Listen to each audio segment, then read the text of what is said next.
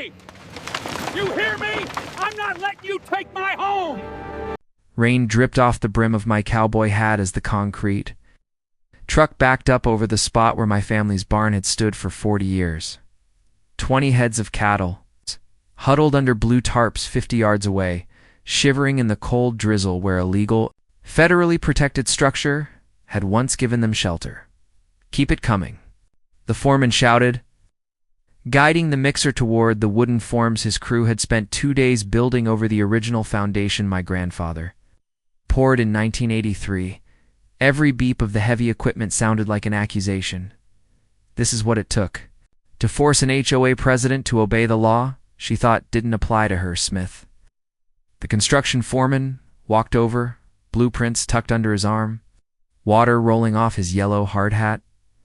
"Double quotes, Mr. Morrison, this weather's going to slow us down," he said, nodding toward the dark clouds stacking over the pasture. "Concrete doesn't cure right in heavy rain. We might have to push the framework a week, maybe 2 if this system settles in." I pulled the court order from my jacket pocket and laid it on the truck hood. The plastic sleeve beaded with rain. "These specs don't mention weather exceptions," I said, running a finger along the dimensions I'd memorized weeks ago. 24 by 48 feet. 12-foot sidewalls, gambrel roof with a 14-foot peak. Steel every 16 inches on center, exactly what they tore down. Exactly what they're ordered to rebuild. "My cattle don't care about your schedule." Glancing at the tarps, where 20 animals shifted on muddy ground. "They've been in limbo long enough." Smith held my stare for a second, then nodded. "We'll pour it," he said quietly. "Might not be pretty the whole way, but we'll get it done." As he walked back to his crew, black SUV rolled up the ranch drive, tires splashing through the same mud her decisions created. It didn't belong here. Too shiny, too clean, too smug against the battered trucks and concrete mixer grinding over the old foundation of my life. The driver's door opened, and out stepped Megan Henley Former, HOA president, self-appointed queen of community standards, and the woman who thought she could erase my family's history while I was deployed in Kuwait. She wore a crisp business suit that had never seen a day of real work, followed by a man in an expensive overcoat carrying a leather briefcase. Her lawyer, her shield, her mouthpiece. She scanned the construction with a tight jaw. Like the sight of a court-ordered barn rising from the ruins offended her personally. "Mr. Morrison," she called out, that old board meeting tone sliding right back into place. "We need to talk about some practical modifications to these plans." Of course she did. Of course the woman who illegally demolished a federally protected agricultural structure now wanted to compromise after losing in court. I walked toward them, boots squelching in the mud, stopping close enough that both of them had to tilt their chins up to meet my eyes. "Mrs. Henley," I said, keeping my voice even, "you destroyed a 40-year-old barn while I was deployed overseas, scattered my equipment, endangered my livestock, and cost me months of productivity. You used procedures that don't exist in your bylaws to tear down a structure that predates your organization. You gambled that a soldier wouldn't fight back." I pointed to the court order on my truck. "You were wrong." Her smile flickered. The lawyer cleared his throat and stepped in. "Mr. Morrison, my client is prepared to offer reasonable alternatives," he began. "A smaller, more efficient structure would reduce costs and construction time for everyone. Surely we can reach a solution that construction proceeds exactly as ordered," I cut in, folding the court papers, "or she faces contempt charges. There is no smaller, cheaper version of 'you broke the law, now fix it.'" The lawyer's confidence slipped a notch. He wasn't used to people who'd spent 18 months in a combat zone being unimpressed by polished negotiation tricks. Megan's composure cracked next. "This is completely unreasonable." She snapped over the noise of the mixer.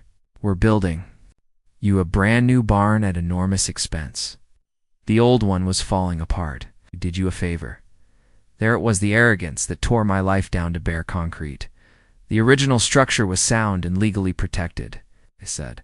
"And you just admitted you saw demolition as a favor, not a safety emergency. That contradicts every lie in your paperwork." Her lawyer put a warning hand on her arm. She yanked away, spun back toward the SUV, and stalked off, heels slipping. Slightly in the mud that didn't care how expensive they were.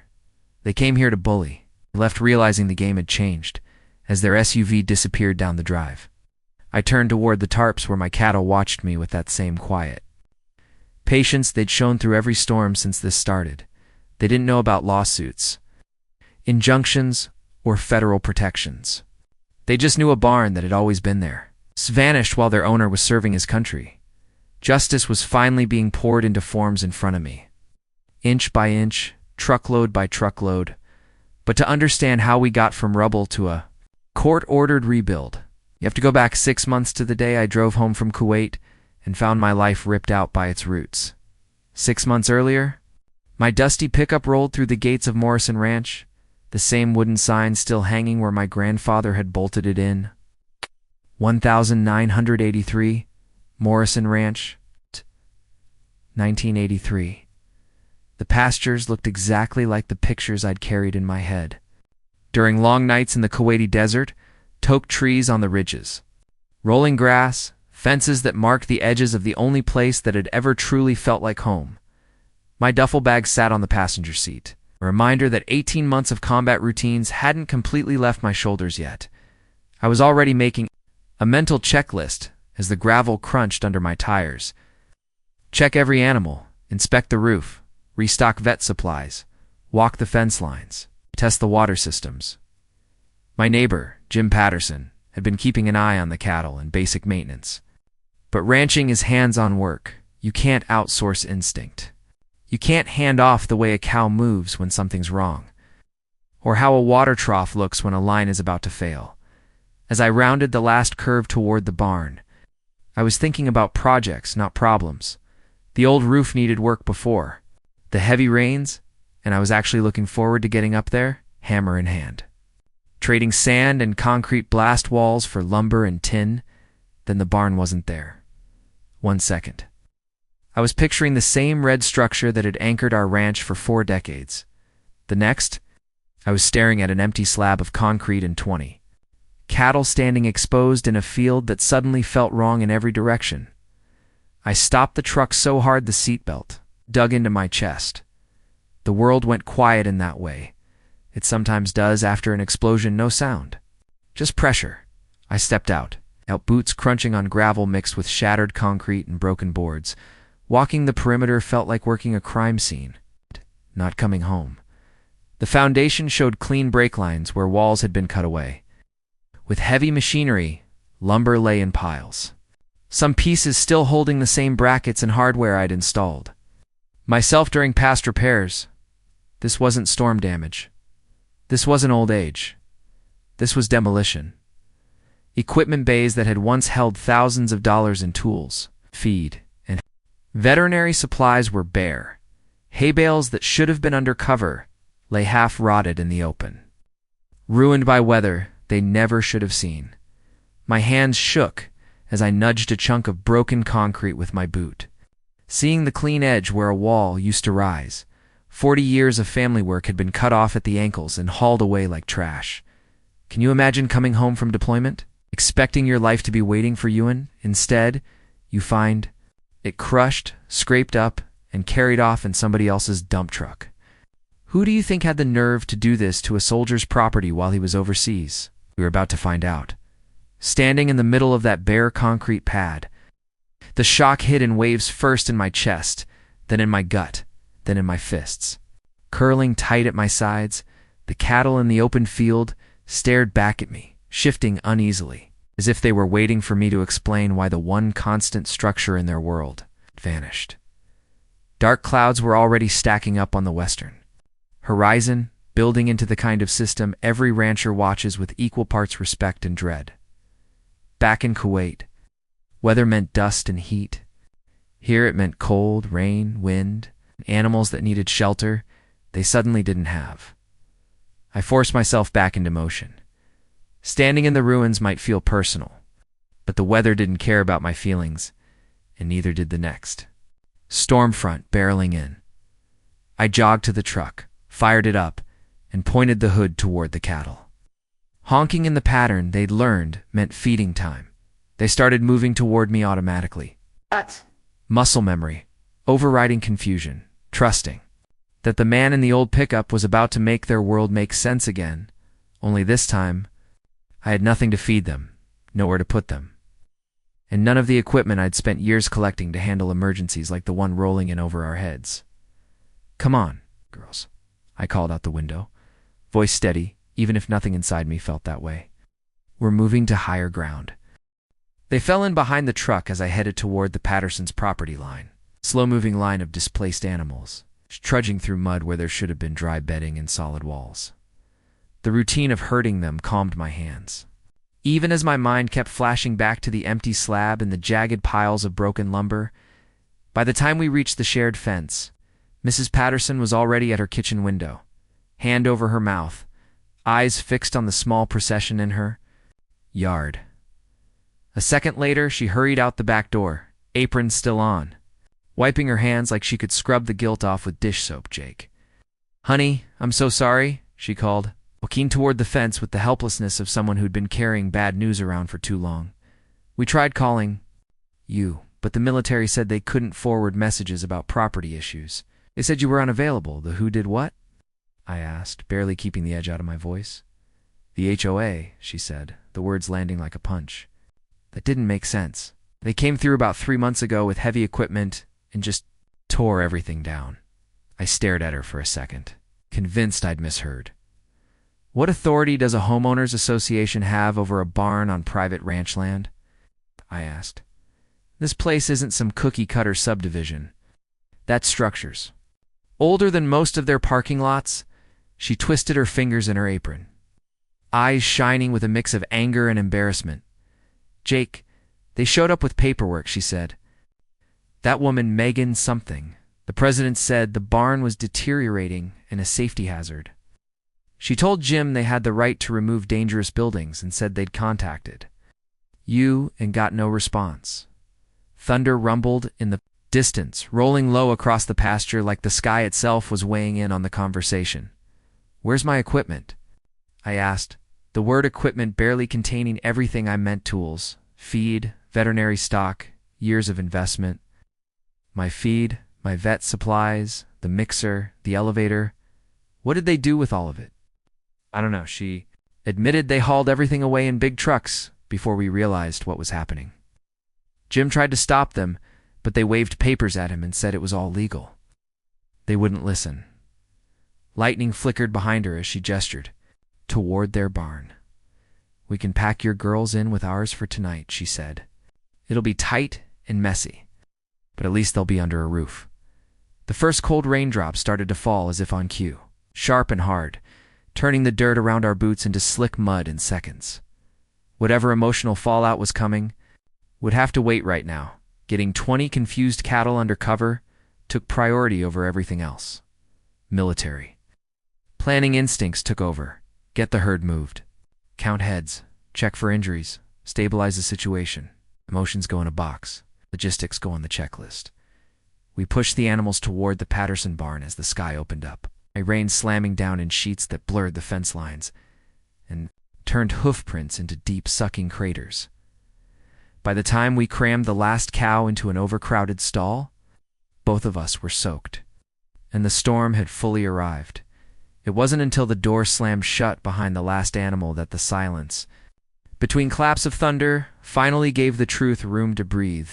An HOA had rolled heavy equipment onto my land while I was overseas, and erased 40 years of my family's work like it. It was a rotten porch on a neglected rental.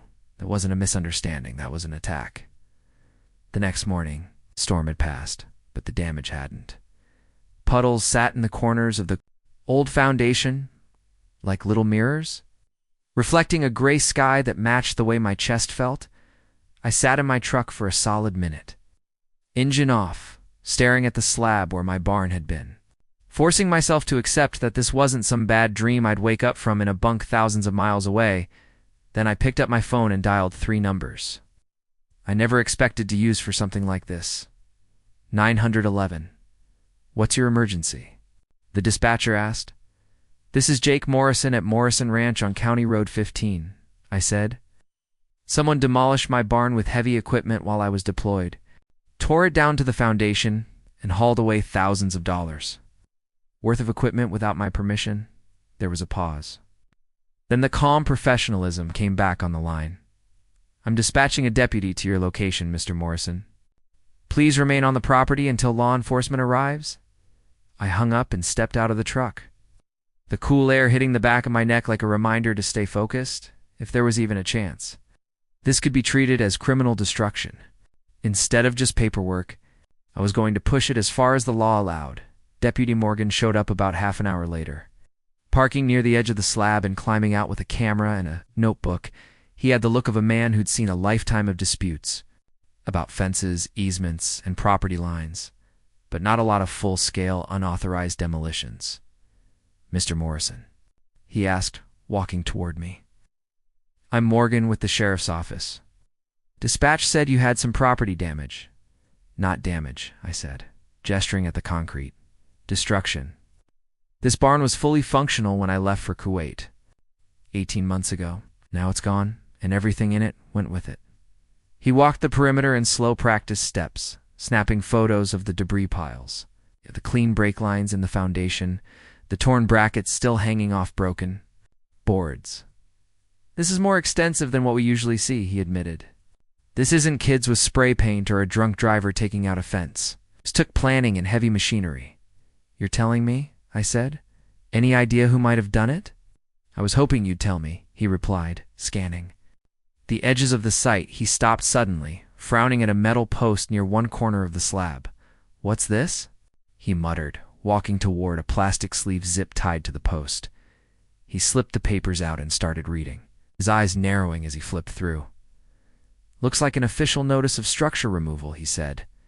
Signed by a Megan Henley. Claims community safety concerns, deteriorating conditions, removal conducted under authority of the HOA. My jaw tightened. Deputy, I've never met this woman. Nobody contacted me. That barn was maintained and inspected. It wasn't some collapsing hazard waiting to crush a bus full of tourists. He handed me the papers, then went back to taking pictures. Mr. Morrison, I'm going to be straight with you, he said. When there's paperwork claiming legal authorities, especially tied to a community organization, it gets messy. Without clear evidence that they knew they had no right to act, this leans toward a civil matter, not criminal vandalism. So anybody with the right letterhead and a stamp can drive onto my land and erase a building? I asked. As long as they say the magic words safety and community, his expression said he didn't like it any more than I did. But he also knew where his authority stopped. We'll document everything, he said. You'll get a case number. But to challenge their authority, you're going to need a civil attorney who understands property rights and HOA law. That's where this is headed. An hour later, I sat under fluorescent lights at the sheriff's office, still in work clothes and a cowboy hat that didn't quite fit the gray. Government furniture, the deputy at the desk finished typing up my complaint, then slid a copy toward me. Photographs from the HOA show alleges structural deterioration, he said. I understand you disagree, but the question is whether they followed notification procedures and whether their authority actually reaches your land. What about my equipment? I asked. Feed, vet supplies, tools, none of that was? Deteriorating. It's thousands of dollars gone. He checked Morgan's notes and the HOA packet. According to their documents, all materials were disposed of according to community safety protocols after being classified as hazardous or deteriorated, he read, and you just take their word for it. We record your losses, he said. Recovery depends on proving in civil court that they went beyond their legal authority. That's where compensation would come from, if it comes at all. I walked out with a case number and an official piece of paper that said complaint filed, but nothing. That resembled justice. Law enforcement had done what they could. The rest was on me, if Megan thought paperwork made her untouchable. She was about to learn that a soldier with nothing left to lose reads fine print like battlefield intel. The HOA office sat in a nondescript strip building in town. Kinda. Place that hosted tax preparers in February and diet clinics in July. Inside, it smelled like toner and coffee that had been sitting on a warmer. Since the previous decade, community newsletters lined the walls. All smiles and stock photos, families, walking dogs, kids on bikes, phrases like safety, values, and neighborhood pride printed over pictures that looked nothing like working ranch land. Behind a desk stacked with binders and color-coded folders sat the woman whose signature was on the demolition order, Megan Henley. She didn't look up when the door opened, just flipped a page and kept writing like the world could wait its turn. "Mr. Morrison, I assume," she said finally, still not looking at me. "I was wondering when you'd come in to discuss removal of that deteriorated structure." I stayed standing. "Mrs. Henley, you destroyed my family's barn while I was deployed overseas," I said. "That building was functional and protected. It's older than your organization. You had no right to touch it." She lifted her eyes, slowly, wearing the expression of someone who'd had this argument before and always won it. "Mr. Morrison, we have extensive documentation of the barn's condition," she said, sliding open a thick folder full of printed photos and reports. Multiple inspections showed structural deficiencies, pest issues, and fire hazards. Our responsibility is to protect the community. I glanced at the photographs zoomed in shots of peeling paint, minor wear, anything that could be framed as unsafe if you ignored context and common sense. Any 40-year-old agricultural structure will show cosmetic wear, I said. That doesn't make it a death trap. I have maintenance records and an inspection that cleared it before I deployed. She gave a small, practiced smile. Perhaps you're not aware of community standards that have evolved during your absence. She said, "We've updated our requirements to reflect modern safety protocols and aesthetics that preserve property values for all residents." There it was again, community standards. The same phrase people hide behind when they want to erase anything that doesn't fit their personal taste. "Where's my equipment?" I asked, dropping the pretense. "Feed, tools, vet supplies, machinery, all of it was in that barn." "What did your crews do with it?" Her eyes cooled a few degrees. "All materials were handled according to established protocols," she said. "Items deemed hazardous or deteriorated were disposed of appropriately." That careful, floaty language had lawyer-approved written all over it. The removal was conducted under what we believed was legitimate authority to address safety concerns, she added. "Your structure posed documented risks that required immediate action, regardless of your availability." I watched her while she talked, tracking every pause, every glance down at the papers instead of at my eyes. "Mrs. Henley, what specific authority gave you the right to demolish a structure that predates your HOA on agricultural land that is not part of your subdivision? Point me to the statute, the covenant. It's the line I signed that put my ranch under your control." She hesitated just long enough to answer the question I'd really asked. "Mr. Morrison, I think it would be healthier for everyone if you focused on moving forward constructively," she said, closing the folder like that settled it.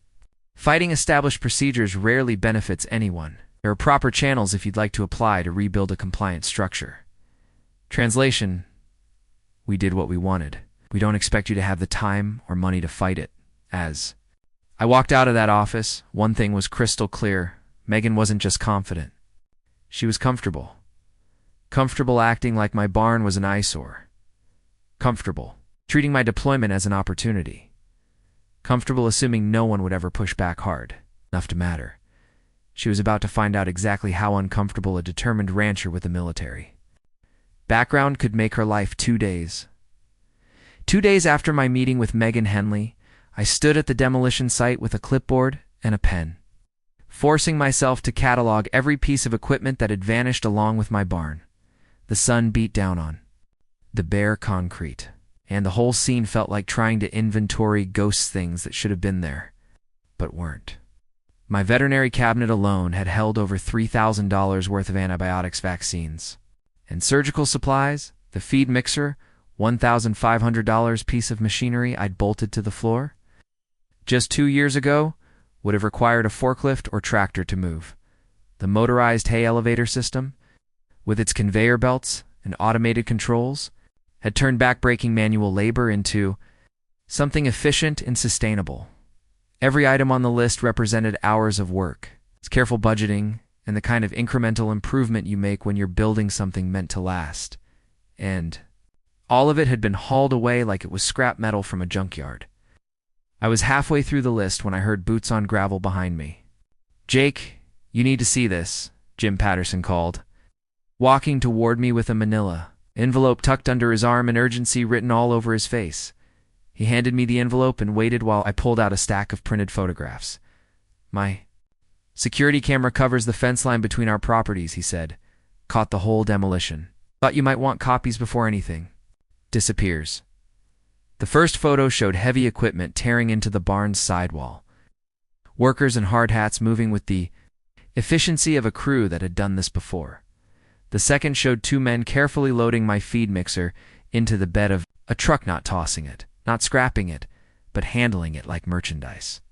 "Look at this one," Jim said, pointing to a shot of my veterinary cabinet being carried intact toward a waiting vehicle. The door still closed, the contents clearly undamaged.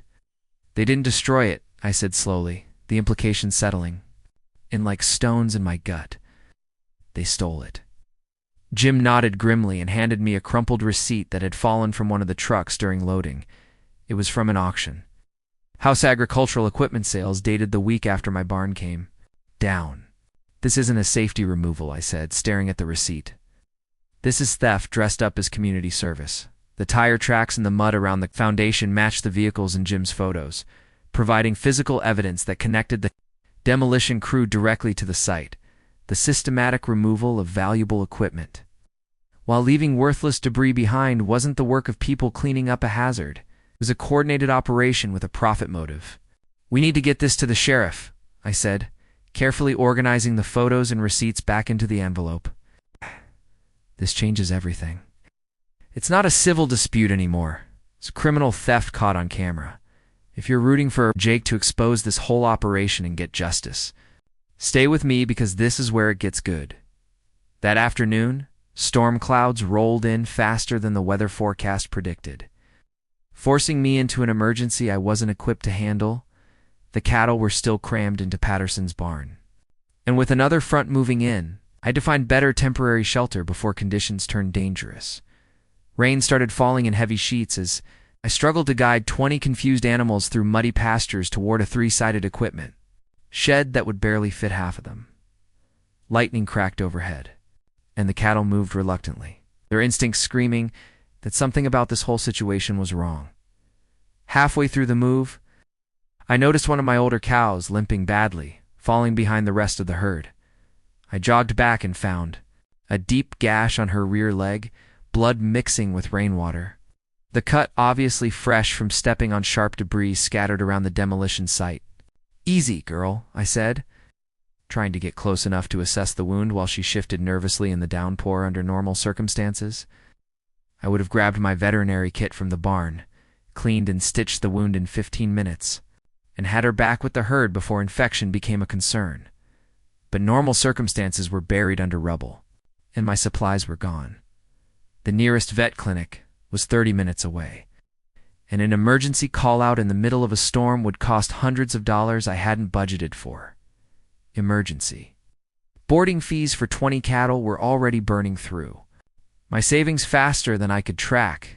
Equipment replacement would require capital I didn't have. And every day the herd spent in chaos instead of routine meant lost productivity, missed breeding windows, and stressed animals that would take months to stabilize, standing in the rain. Watching my injured cow struggle toward inadequate shelter, while the financial cost of Megan, Henley's decisions piled higher by the hour, something inside me shifted from anger into something colder and harder. This wasn't just about a barn anymore. This was about my livelihood, my animals' welfare, and the systematic destruction of everything I'd worked to build, if Megan thought I'd fold because the fight was expensive and complicated.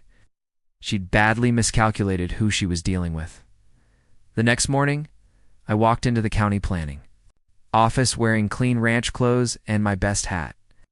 Determined to research the legal foundation of Megan, Henley's claimed authority. The sterile government building felt alien after days spent in mud and storm wreckage. But I needed official records. If I was going to build a case that stood up in court, I need to research building permits and zoning regulations for Morrison Ranch. I told the clerk at the information desk. Specifically, I want to verify the legal status of an agricultural structure built in 1983. She directed me to a computer terminal where property records were accessible through the county's digital database. Sat down and started digging. What I found in the first hour changed everything. My barn had been built under agricultural zoning provisions that existed before any HOA was even a concept in the area. Grandfather clauses specifically protected structures, like mine, from retroactive regulations or aesthetic guidelines imposed by later residential developments. More importantly, HOAs had no legal jurisdiction over agricultural properties or working ranches unless authority was specifically granted. Through individual property covenants signed by the landowner, my property had never been subject to HOA oversight. Megan Henley had no more right to demolish my barn than a random citizen with heavy equipment and a stamp collection. But the research revealed something even more disturbing when I expanded the search beyond my own property. Over the past 2 years, 4 other property owners had filed complaints about structures removed by the same HOA under identical claims of community safety and aesthetic improvement. The Smith family lost a metal workshop. The Kim family's greenhouse operation was destroyed. The Miller carport and Johnson family shed were removed within the same time frame. Every single case involved older structures on working properties, not suburban homes. Every demolition used the exact same language about deteriorating conditions and community standards. Every victim was targeted while they were unavailable, deployed, traveling, or otherwise unable to respond quickly. The pattern wasn't coincidental. It was systematic. Excuse me, I said to the clerk. Do you have contact information for these property owners who filed complaints? She pulled up the records and provided phone numbers, noting that all of them had expressed interest in connecting with other victims. I kept digging. Megan Henley's HOA had been incorporated just 3 years earlier, right as residential development started pushing into what had been agricultural land. The organization's stated mission included preserving property values through aesthetic enhancement and safety improvements, language broad enough to justify almost anything. Financial records showed significant fees collected from member properties, with large expenditures on community improvement projects that included structure removal and debris disposal. Most damning, Megan Henley had never attempted to contact any of the affected property owners before ordering demolitions required. Notification procedures under state law had been completely ignored in every case. Driving home, full picture came into focus. This wasn't an overzealous HOA president making bad judgment calls. This was a criminal enterprise disguised as community service, systematically eliminating working properties from an area being converted to suburban development, stealing equipment, profiting from both the demolition contracts and the resale of seized assets. 4 other families had been victimized by the same fraud. Together, we might have the resources to pursue justice that Megan Henley never anticipated. I pulled out my phone and started dialing. The first call went to Maria Collins, whose husband's metal workshop had been demolished 3 months before my barn. Her voice on the other end of the line was cautious at first, then flooded with relief when I explained why I was calling. "Mr. Morrison, we heard about your barn through the Pattersons," she said. "We've been hoping someone would finally challenge her authority. We agreed to meet at their property that afternoon. Driving through their neighborhood, saw the same transition happening that had come from my ranch rural land giving way to cookie-cutter subdivisions. Chain link fences replaced by vinyl, working property squeezed out by lawns and landscaping codes. Maria met me at the gate, her expression mixing anger with exhaustion, and led me toward the back of their property where her husband's automotive workshop once stood. The demolition site looked eerily familiar. Bare concrete foundation, scattered debris, the same systematic destruction I'd seen at Morrison Ranch. Carlos Collins joined us from the house, carrying a thick folder stuffed with invoices, photographs, and legal documents from his failed attempts to recover compensation. They charged us $2,500 for removal services before the demolition, Carlos said, spreading papers across the hood of my truck. Said we could pay voluntarily or face legal action for code violations and safety hazards. Financial extortion. On top of theft, my husband had $15,000 worth of automotive tools and diagnostic equipment in that building. Maria added, gesturing toward the empty foundation where their small business had operated for over a decade. Customer cars waiting for repair. Parts inventory, everything disappeared with the building. Carlos showed me photographs of the workshop before demolition. A clean, well-maintained structure housing sophisticated equipment and generating income for a family of 4. This wasn't about safety, he said bitterly. We served customers from all over the county. Our business brought commercial traffic into an area where Megan Henley wanted only houses and HOA fees. I documented everything, noting how closely their case mirrored mine. Functional structures demolished under false pretenses. Valuable equipment stolen, required notifications ignored from there. I drove to the Kim family's former greenhouse operation, where Susan Kim was waiting with her own folder in a similar story of extortion followed by destruction. Her greenhouse complex had covered nearly an acre, supporting a plant, nursery, and landscaping business that served the region for 15 years before. Megan decided it violated community aesthetic standards. They demanded the same $2,500 removal fee. Susan explained, walking me through the demolished site where broken glass and concrete pads marked, where temperature-controlled growing structures once thrived.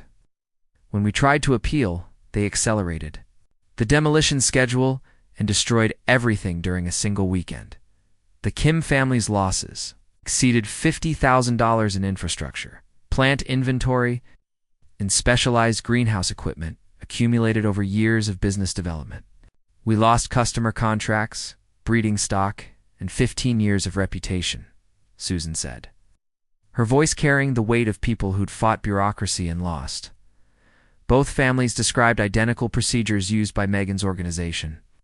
Initial claims of safety violations, demands for removal fees, accelerated timelines that prevented legal challenges, and complete destruction of valuable property that vanished instead of being returned. Has anyone successfully fought her? I asked. Both families had been advised by attorneys that challenging HOA actions would be expensive, time-consuming, and unlikely to succeed given the official-looking documentation supporting Megan's claims. Driving away from the Kim property, I noticed an HOA landscaping crew working a nearby site, installing decorative plants and suburban fencing in an area that had obviously been cleared recently. I recognized the trucks, same equipment, same company logos, the same vehicles that appeared in Jim Patterson's security. Footage from my barn demolition.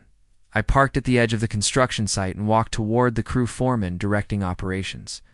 Time to see how deep this operation really went. The crew foreman was a thick-shouldered man in his 50s. Wearing a faded work shirt with Henley Demolition and Landscaping, stitched across the back. He didn't notice me approaching at first, too focused on directing a skid steer. The operator, who was grading dirt near a freshly cleared foundation. "Excuse me?" I called out, loud enough to cut through the equipment noise. He turned, wiping sweat from his forehead with a gloved hand, sizing me up with the neutral expression of someone who dealt with interruptions all day. "Help you with something?" he asked. "I'm Jake Morrison. You and your crew demolished my barn about 3 months ago on Morrison Ranch, County Road 15. His face shifted, not quite guilt, but recognition mixed with wariness. "That was a scheduled removal," he said carefully. "We had authorization from the HOA. Everything was documented." "Documented," I repeated. "Right. What about the equipment you hauled away? The feed mixer, veterinary supplies, toolsware, did all that go?" He glanced back toward his crew, as if checking whether anyone else was listening. "Look, man, I just do what the work orders say. Structure removal, debris disposal, whatever's listed on the contract. I don't ask questions about what belongs." "To who?" "That's convenient," I said. "Because I've got security camera footage showing your crew loading my equipment into trucks like they were moving furniture, not disposing of hazardous materials." His jaw tightened. "You got a problem with how the job was handled? Take it up with the HOA," he said. "Or just the contractors?" I stepped closer, keeping my voice level. "Who owns Henley Demolition?" The pause told me everything before he even opened his mouth. What be Rick Henley, he muttered. Let me guess, I said. Related to Megan Henley, the HOA president who ordered my barn demolished? He didn't answer, but the way he looked away confirmed it. So let me get this straight, I continued. Megan Henley uses her position to target properties for demolition, then hires her relative's company to do the work, and, coincidentally, valuable equipment disappears during the process. That sound about right? I don't know anything about that, he said, his voice going flat. I follow work orders. That's it. Then you won't mind if I share Jim Patterson's security footage with the sheriff, I said, because from where I'm standing, this looks like organized theft disguised as community improvement. The foreman's face hardened. You do what you gotta do, he said. But I'm telling you right now, you're not gonna win fighting the HOA. They've got lawyers, insurance, and a whole lot more patience than you think. I smiled without warmth. I've got something better than patience, I said. I've got time, evidence. And for other families who are just as angry as I am.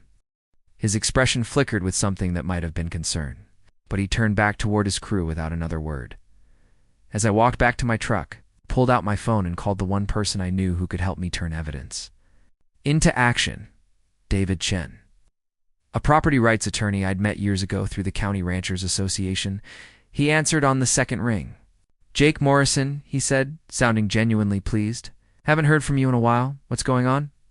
David, I need to sue an HOA for illegal demolition, theft, and fraud, I said. I've got security footage, financial records, and for other victims ready to testify. There was a beat of silence, then a low whistle. You don't do anything halfway, do you? He said. Come by my office tomorrow morning. Bring everything you've got.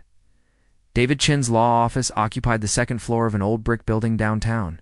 It's the kind of place where the furniture had personality and the bookshelves were actually full of law books instead of decorative props. He met me at the door with a firm handshake and a pot of coffee already brewing. All right. Jake, walk me through it, he said, gesturing toward a conference table. Start from the beginning. I spread out everything I'd gathered. Jim Patterson's security photos, the auction receipts, county planning records showing my barn's grandfather clause protection, financial documents revealing Megan's HOA expenditures, and contact information for the 4 other families who'd been victimized. David went through each piece methodically, occasionally pausing to take notes or cross-reference something on his laptop. Jake, this is better than I expected, he said. Finally, leaning back in his chair, most HOA disputes come down to he said, she said arguments about proper procedures. You've got documentation proving lack of jurisdiction, photographic evidence of theft, financial records showing a pattern of targeting working properties, and multiple victims with identical experiences. Can we win? I asked. He smiled. We can do better than win, he said. We can expose the entire operation and recover damages for everyone involved. But I need to be honest with you. This is going to take time, and Megan Henley's going to fight. Back hard. She's built this system, and she won't let it collapse without a battle. I didn't come home from Kuwait expecting an easy fight, I said. David nodded approvingly. Good, because here's what we're going to do. File a lawsuit claiming illegal demolition, theft of property, fraud, conspiracy, and violation of state notification laws. We'll name Megan Henley personally, the HOA as an organization, and Henley Demolition as co-defendants. Also file for an injunction preventing any further demolitions. Until the case is resolved, he pulled up a legal template on his computer and started drafting while I watched. We'll also file criminal complaints with the district attorney's office for theft and fraud, he continued. The security footage showing systematic removal of valuable equipment gives prosecutors something solid to work with. Once criminal charges are in play, the civil case gets a lot easier. What about the other families? I asked. Can they join the lawsuit? Absolutely. A class action approach strengthens the pattern of behavior argument and spreads the legal costs across multiple plaintiffs. I'll reach out to them this week and get their documentation added to the filing. 2 weeks later, David called with, News, Jake. We just served Megan Henley with the lawsuit, he said, barely containing his satisfaction. I got confirmation that the DA's office is opening a criminal investigation based on the evidence we provided. How'd she take it? He asked. According to the process server, she turned white and slammed the door in his face, David said. Her attorney called me an hour later, already floating settlement offers. That tells me they know they're in trouble. No settlement, I said. Not until my barn is rebuilt exactly as it was. Every family gets full compensation. And Megan admits what she did, David laughed. I was hoping you'd say that. The next 2 months became a war of paperwork. Depositions. And legal maneuvering that made combat operations look straightforward. Megan's attorneys filed motions to dismiss, claiming the HOA had acted in good faith based on legitimate safety concerns. David countered with the security footage showing systematic theft and the county records, proving my barn was legally protected. The Collins, Kim, Miller, and Johnson families all joined the lawsuit, each bringing their own documentation of identical demolitions conducted under false pretenses. The district attorney's office subpoenaed financial records from Henley Demolition, revealing that Rick Henley McGowan's brother-in-law had invoiced the HOA for over $150,000 in demolition services over 2 years, far more than any legitimate community maintenance would require. Auction records showed that equipment seized during demolitions had been sold through third-party dealers. With proceeds traced back to accounts controlled by Rick Henley, the pattern was undeniable. Megan identified properties to target, authorized demolitions under fabricated safety claims, hired her brother-in-law's company to do the work, and profited from both the demolition contracts paid by the HOA and the resale of stolen equipment during Megan's deposition. David Chen pressed her on every inconsistency. Mrs. Henley, you claim Mr. Morrison's barn posed immediate safety hazards? David said, sliding a photo across the table. Can you point to the specific structural failure that justified demolition without owner notification? Megan's attorney whispered in her ear before she answered. There were multiple concerns, she said carefully. Deterioration, pest issues, fire risk. But no engineer's report, no inspection by a licensed contractor, and no photographs showing actual structural failure, David interrupted. Internal HOA assessments conducted by people with no professional qualifications. Is that correct? Her jaw tightened. We acted based on the information available. Information you generated yourself to justify demolitions that happened to benefit your brother-in-law's business, David said. Mrs. Henley, did you ever attempt to contact Mr. Morrison before ordering the demolition? Silence. For the record, Mrs. Henley, did you attempt notification? David pressed. We... followed standard procedures, she said. That's not an answer. Yes or no, did you attempt to contact Mr. Morrison? No, she admitted finally. David let the admission hang in the air for a long moment, before moving on to the next question. By the time the deposition ended, Megan's confidence had crumbled into visible stress, and her attorney looked like he was already calculating how to minimize damages. 3 weeks later, the judge issued a preliminary ruling. David called me from the courthouse, his voice practically vibrating with excitement. Jake, we got the injunction. The judge has ordered Megan Henley and the HOA to cease all demolition activities pending resolution of the case. He also granted our motion to compel reconstruction of your barn to original specifications. With costs to be paid by the defendants, I sat down heavily on the edge of my truck bed, the weight of 2 months lifting slightly. He ordered reconstruction? I repeated. Exact dimensions, materials, and specifications, David confirmed. And because your barn was federally protected under grandfather clauses dating to 1983, the judge ruled that the demolition was not just unauthorized, it was illegal destruction of legally protected property. That opens the door for punitive damages on top of actual losses. What about criminal charges? I asked. The DA's office is moving forward, David said. They've got enough evidence of organized theft and fraud to pursue felony charges against both Megan and Rick Henley. Trial date's set for next year, but the civil case should resolve much sooner. That night, I stood at the demolition site under a sky full of stars, looking at the empty concrete pad that would soon hold a new barn built, not just with lumber and steel, but with accountability. Megan Henley had gambled that a deployed soldier wouldn't have the resources or determination to fight back through legal channels. She'd been catastrophically wrong. The judge's order didn't bring Megan Henley to the negotiating table. It brought her desperation to the surface. 2 days after the preliminary ruling, fence lines, when a black SUV rolled up the ranch drive, moving fast enough to kick up gravel, Megan climbed out. Alone this time, no lawyer in an expensive coat to smooth her edges. "Mr. Morrison," she called, walking toward me with the forced composure of someone trying to control a situation that had already slipped through her fingers. "We need to talk about resolving this reasonably." I stayed where I was, leaning against a fence post, letting her come to me. "The court's already resolved it," I said. "You rebuild my barn exactly as it was, compensate me for equipment and lost productivity, and face the consequences of running a criminal enterprise disguised as community service." Her expression hardened. "You don't understand what you're doing?"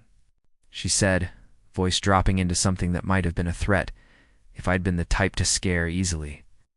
"Dragging this through the courts is going to cost everyone, me, the HOA members, even you. Legal fees alone will bankrupt families who had nothing to do with your barn, and you should have thought about that before you demolished 5 properties illegally," I said. She stepped closer, lowering her voice like we were sharing a secret. "I can make this go away," she said. "Drop the lawsuit, take a reasonable cash settlement, and we all move on. Keep pushing, and I'll make sure every contractor in the county knows you're the kind of person who ties up projects in litigation for years. You'll never get work done on this ranch again." There it was, the naked threat she'd probably used on others who got too close to exposing her operation.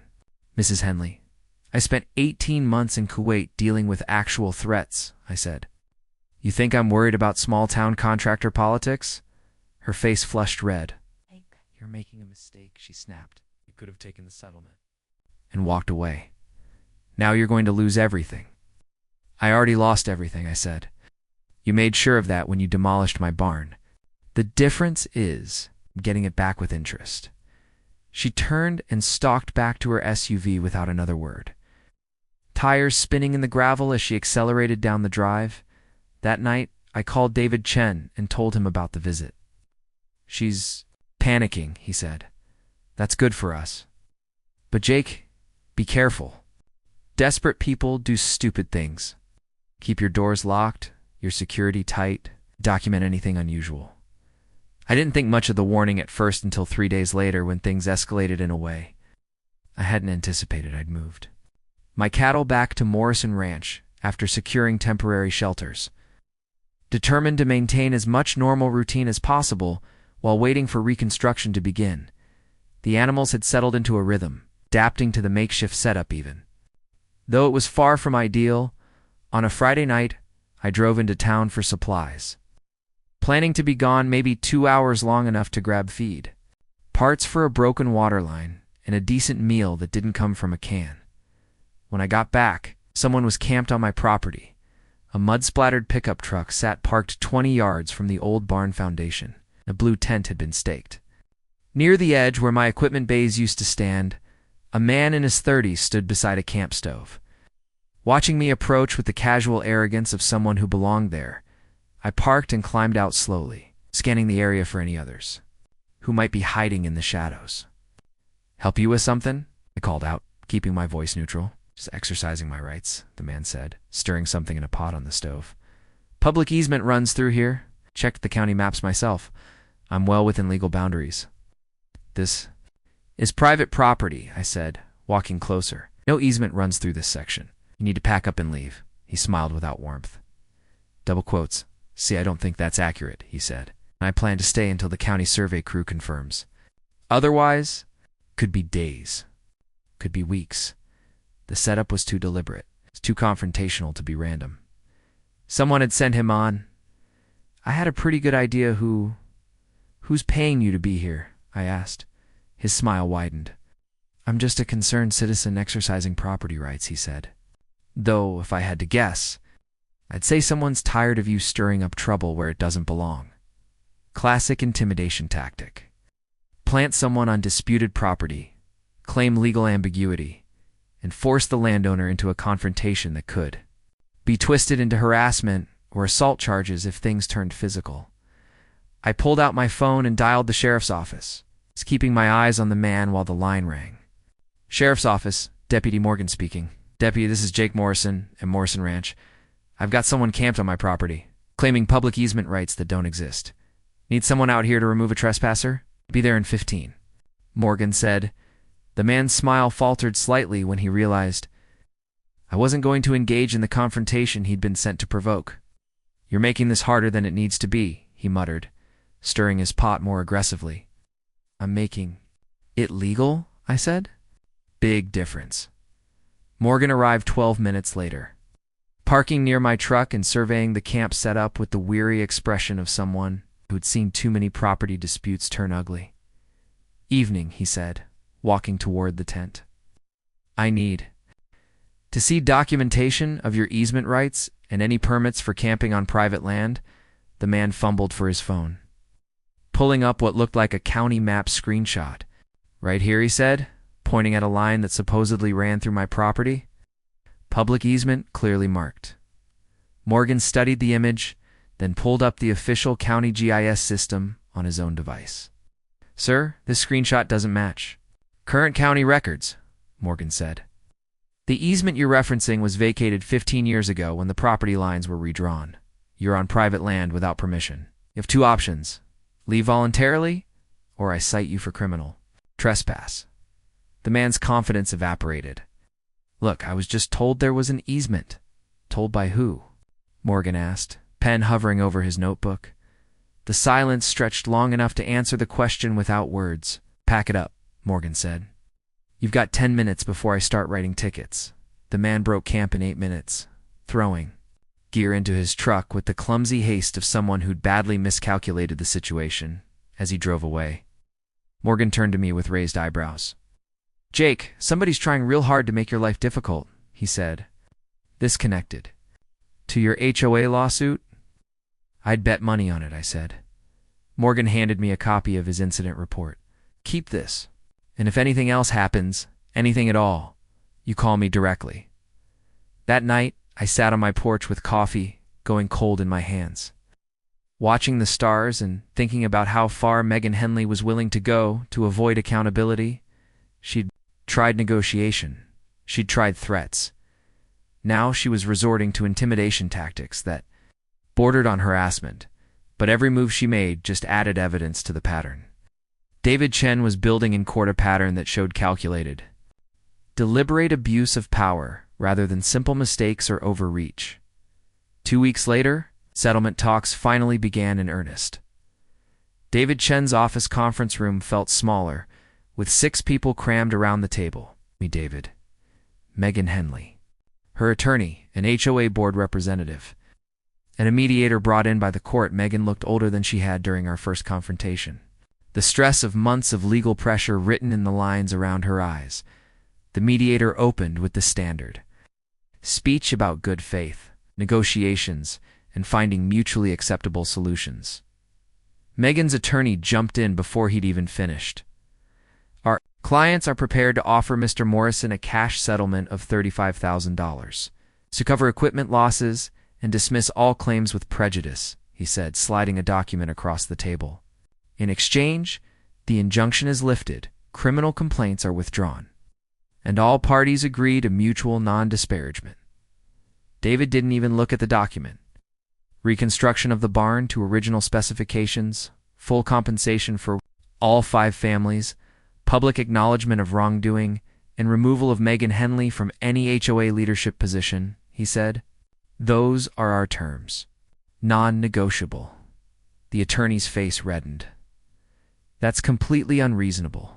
You're asking for over $200,000 in total damages, plus construction costs. We're asking for what your client stole, David interrupted. Given the criminal investigation underway, I'd say we're being generous by not pursuing punitive damages that would triple those numbers. Megan leaned forward, her voice tight with barely controlled anger. You want to destroy me, she said, looking directly at me. This isn't about justice, it's about revenge. No, ma'am, I said quietly. This is about making sure you never do to another family what you did to mine. You built a system to profit from other people's property, and you kept it running until someone finally called you out. That's not revenge, that's accountability. The mediator intervened before the conversation could spiral further. Let's take a break, he said. 15 minutes. Everyone step back and think about what resolution actually looks like. In the hallway, David pulled me aside.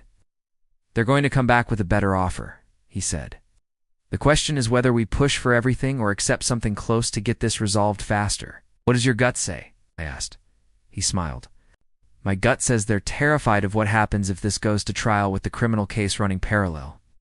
The publicity alone would destroy whatever credibility Megan has left. She'll settle for terms close to ours just to make it stop.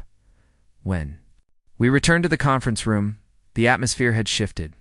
Megan's attorney spoke in a quieter, more measured tone. We're prepared to agree to reconstruction of Mr. Morrison's barn to original specifications. Full compensation for documented equipment losses. And compensation for the other families, it amounts to be determined through independent appraisal. He said Mrs. Henley will step down from HOA leadership. In exchange, criminal complaints related to the civil matters are withdrawn, but we understand the DA's investigation is independent. David looked at me. I nodded slightly. One more condition, David said. Written admission from Mrs. Henley, acknowledging that the demolitions were conducted without proper authority and in violation of state notification laws. It doesn't have to say I'm a criminal, but it has to be clear that the procedures were improper. Megan's face went pale, but after a long, whispered conversation with her attorney, she nodded stiffly. Fine. She said the word barely audible. The mediator drafted the settlement terms while we waited. And 2 hours later, all parties signed. Walking out of that conference room felt like stepping out of a storm shelter after the tornado had passed exhausted. Battered, but still standing. 4 weeks later, construction crews broke ground on the new barn. I stood in the drizzle watching concrete. Trucks position over the old foundation. Blueprints in hand, making sure every dimension matched what the judge had ordered. Smith. The foreman approached with updates about weather delays and curing times. But I didn't care about the schedule, I cared about getting it right. When Megan's black SUV appeared that morning, bringing her and her lawyer for one last attempt at reasonable modifications, I was ready. I told her construction proceeded exactly as ordered, that there would be no smaller, cheaper version of justice. As her SUV disappeared down the drive, I turned toward my cattle under their blue tarps and felt something I hadn't felt in months. Certainty that things were finally being made right. The barn would take 6 weeks to complete. The settlement checks would arrive in stages as construction milestones were met. The criminal case against Megan and Rick Henley would continue independently, with trial dates set for the following year. But standing there in the rain, watching foundation work begin on a structure that should never have been destroyed, I realized the real victory wasn't the money or the reconstruction. It was proving that power without accountability doesn't last forever, and that sometimes one determined person pushing back through proper channels can dismantle an entire corrupt system. Megan Henley had gambled that a deployed soldier wouldn't have the resources, knowledge, or determination to fight back. She'd underestimated all. 6 weeks later, a cattle walked into a brand new barn that looked exactly like the one my grandfather had built in 1983. Same dimensions, same layout, same purpose, but this time, it stood as more than just shelter for livestock. It stood as proof that illegal destruction could be rebuilt, and that justice, though slow and expensive, was still possible when good people refused to back down. The Collins family got their workshop back. The Kims rebuilt their greenhouse operation. The Millers and Johnsons received full compensation for their losses, and Megan Henley's HOA empire crumbled under the weight of accountability she'd spent years avoiding. Sometimes, the fight isn't about winning quickly, it's about refusing to quit, until justice catches up with those who thought they were untouchable. I learned that in Kuwait. I proved it at Morrison Ranch. And standing in my rebuilt barn on a cold December morning, surrounded by cattle who'd finally come home. I knew every hour of that fight had been worth it.